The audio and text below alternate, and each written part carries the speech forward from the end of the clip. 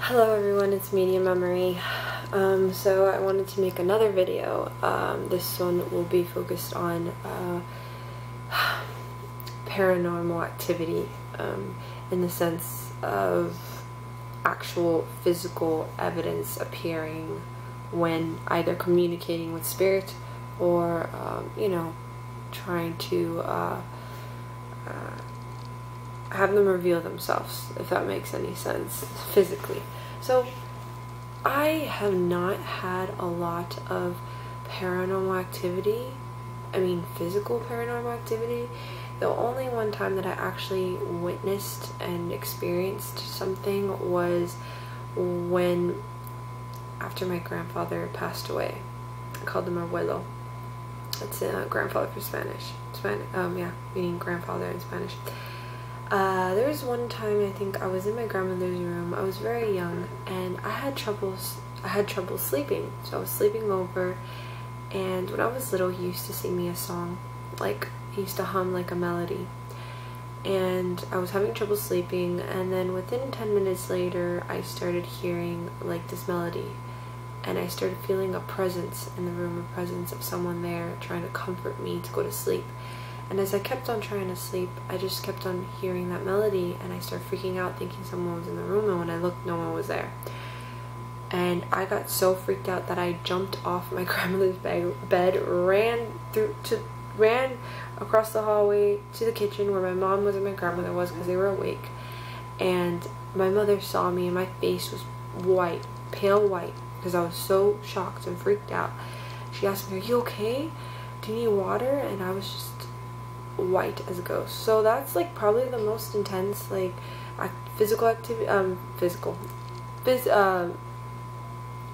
intense paranormal physical activity I've ever experienced. And I want to talk about something that just happened recently earlier. I don't, like I said, I've never experienced physical paranormal activity, but I do have dreams about the spirits a lot. Obviously, I'm a psychic medium, so I communicate with them a lot through thought process and thought form. So I know and feel when they're around me. Earlier, like today, I was working, but I was on my break, eating in the kitchen. I randomly heard a whistle, but 3 times. I was with my baby in the kitchen, and I heard whistling like 3 times, but it was the weirdest whistle. It was like that. It was exactly like that, and it was 3 times, okay? And I know next door they were playing music or something, but it sounded nothing. There was no whistling, nothing sounded like that. It was the strangest thing, okay? I got so freaked out. And I never get freaked out with spirit. That's the funny thing. I'm not scared of anything that has to do with spirit, anything that has to do with ghosts, anything that has to do with psychic, work. Because, I know where my work comes from. My work comes from a beautiful higher place, which is a source. So for me, that was very strange how I had this anxiety and I started feeling this fear. So I think it had a lot to do with, I did like a free reading a couple of hours before, and I didn't close. What I mean by closing, I don't know if you've seen my most recent video as well, another video I did about protection prayer. It's always important to protect yourself when starting a reading and when ending a reading. And I started the reading with protecting myself, but I didn't end the reading with protecting myself. Sometimes I forget. It's just, I don't always realize that sometimes, and I was busy, so I forgot to close, and I started hearing that. Freaked out. I called my mom. I was so nervous. I came to my room. I lit up a white candle to send out beautiful white energy around the room. I turned on my Himalaya salt lamp.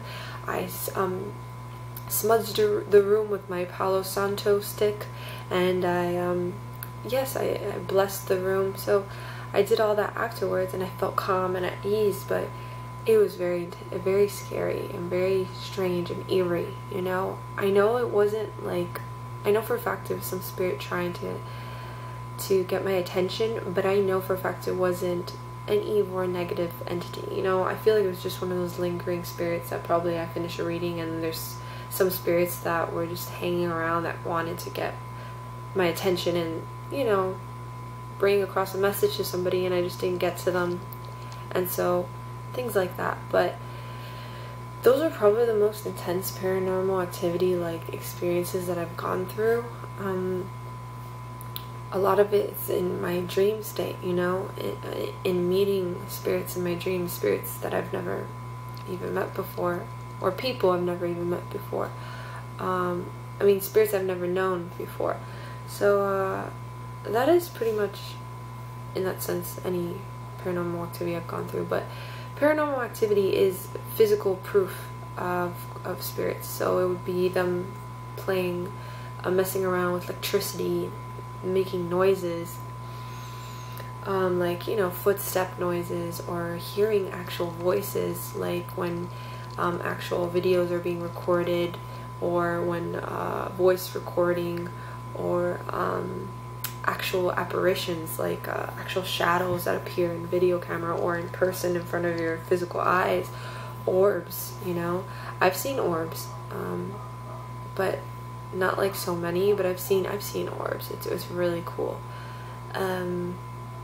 So yeah, those are different ways physically to have spirit, you know, prove that they're around. And there's some spirits that gain that energy to that higher extent where they're able to do that, because a lot of spirits sometimes are not able to, because for a spirit to actually physically show themselves in any way or form like that, it requires a lot of energy control from them.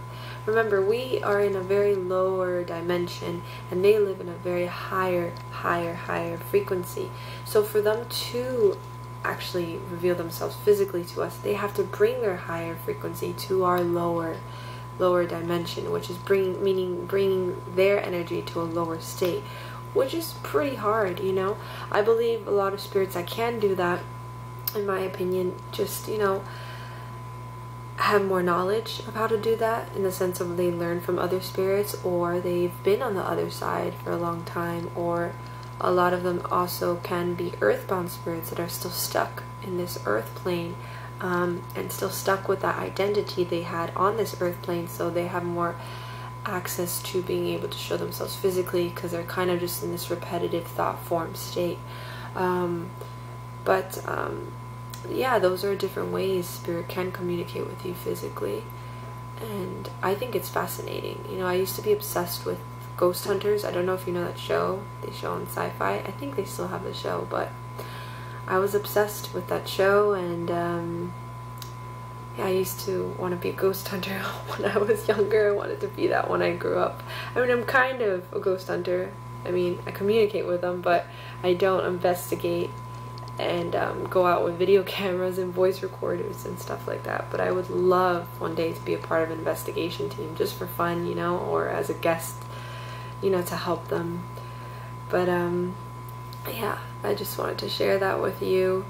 If you have any paranormal activity that you've gone through, comment down below and tell me about it. I would love to hear different stories. And yeah, I'm really happy I was able to talk to you about this. We could talk more about this. I will make more topics about paranormal activity or other stories that involve spirit and people going through paranormal activity with their dead relatives and dead loved ones. So if you would like to book a reading with me, down below I will post my website, which is mediumemery.com/contact. You can also check my Facebook page, Medium Emery. You could book a reading through there, and you could also see authentic feedbacks and reviews from other people that I've read for. So I really love you guys, and I hope you guys have a beautiful day. Many blessings. Thank you for watching. Bye.